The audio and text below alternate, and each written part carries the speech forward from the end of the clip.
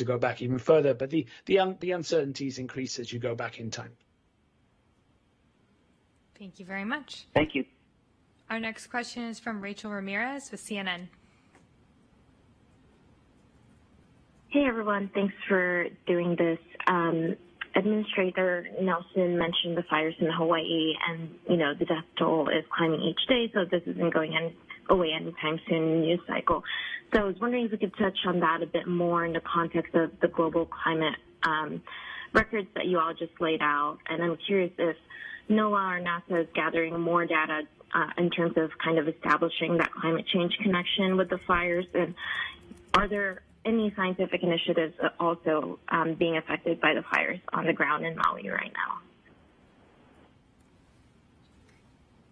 Gavin has his hands up. And also, Sarah. Do you want to go to Sarah first? Sure.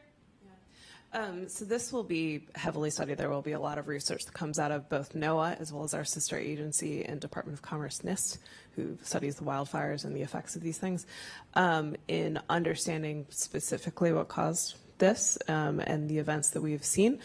Additionally, there was also drought present, which made it the dry conditions right in advance of it as well. Thanks, Sarah. And Gavin? Yeah, I mean, I think it's very important to note that when we have a disaster such as this, there are many antecedents. There are many little things that happened that give rise to these kinds of things. And so, there are local situations right on Maui that relate to abandoned sugar plantations, non-native grasses, the high growth of grass in the spring, the drying out that Sarah just mentioned there. But you've also got longer-term trends. You've got longer-term trends in rainfall.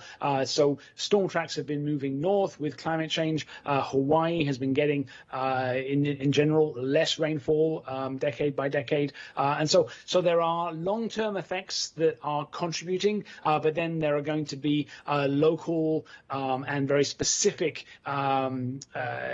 precursors, including the ignition, that lead to any particular configuration. But what it is that you have to, I think, remember is that, there are lots of local things happening all around the world for all of these different things. But in general, climate change is a kind of threat multiplier for wildfires. And so there is an overall tendency that we will increasingly see towards greater and more intense wildfires that will be caused by climate change, whether this particular example, how much of a contribution it is, that is going to be something that we're going to be looking at very, very carefully in the future. Thank you very much. Just a reminder to our folks on the line, you can press *1 to enter the queue. We have another question from Jim Siegel from NASATech.net. Thank you. Have you drawn any conclusions about how much of the warming you've described is man-made and has a man-made impact as opposed to the natural temperature cycles of the Earth? Thanks. Yes, we have. We've been looking at this attributional problem for many decades now, and what we found is that the long-term trends that we've been seeing since the 19th century, particularly since the 1970s, they are all due to anthropogenic effects. The impacts of internal variability, the impacts of El Nino, the impacts of volcanoes, all of these things are very, very small compared to the anthropogenic component. And that anthropogenic component, the human part of this, is driven mostly by greenhouse gases, carbon dioxide the first, methane the second, chlorofluorocarbons the third, also ozone, and then changes in air pollution, deforestation all help. But all of those things are human created, and so without those human contributions to the drivers of climate change, we would not be seeing anything like the temperatures that we're seeing right now. And Sarah? Thank you. Using both observations and being able to do statistical analysis on that allows us to also say what is the natural variability versus this response that we see that is so outside the envelope of the past historic variability. And as I said in my remarks, El Nino only increases the temperatures by roughly 0.1 degrees Celsius, and the warming is so far exceeding that.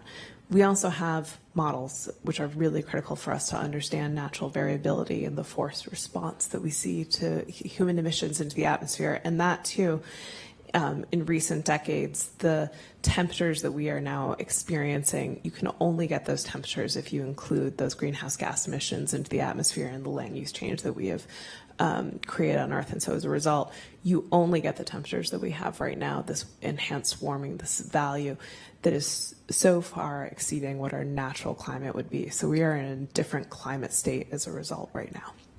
Thank you. Kate?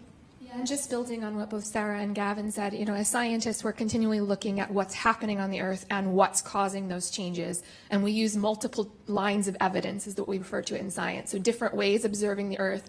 You add in models to complement observations. We have laboratory experiments where we can replicate the sorts of effects that we're seeing. And when we bring all that together, what we're seeing is that human activity and principally greenhouse gases are driving the changes we're seeing on the planet. Thank you all so much. And we do not have any more questions. So you can play back this media event on nasa.gov/live and also learn more about our climate work at nasa.gov/climate. Thank you all so much.